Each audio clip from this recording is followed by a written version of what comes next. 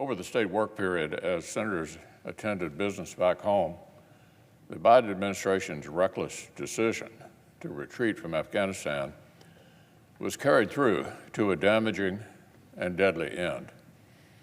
The consequences of its hasty retreat were not just foreseeable, they were actually foreseen. And yet, against the advice of members from both parties and even its own national security experts, the administration plowed right ahead. Just weeks after abandoning our strategic airbase in the dead of night, the Biden administration told Americans and vulnerable Afghan partners they were largely on their own to make it to the commercial airport in Kabul if they wanted out of Afghanistan. And by the White House's own admission, some of the Americans who wanted to come home were left behind. So let's let that sink in. President Biden left Americans who wanted to escape behind in the clutches of the Taliban. Of course, Americans aren't the only people we left behind. In order to meet an arbitrary political deadline, the Biden administration also pulled out before we had helped all the brave Afghans who stuck their necks out to assist American service members and build a better future for their country. Our nation made a promise of aid and safety in exchange for their service.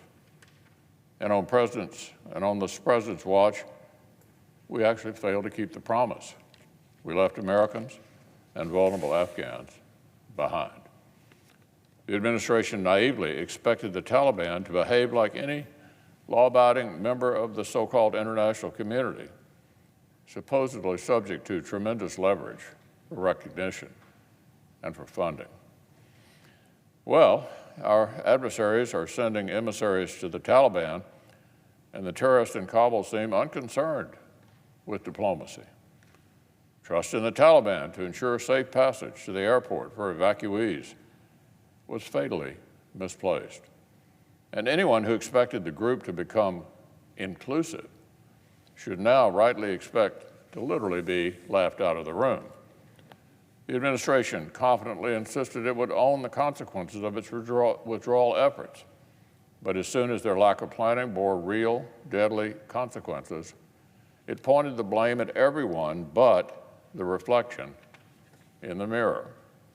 And now, in a bizarre twist of narcissism, the White House is now holding up its belated and frantic evacuations as worthy of praise and credit.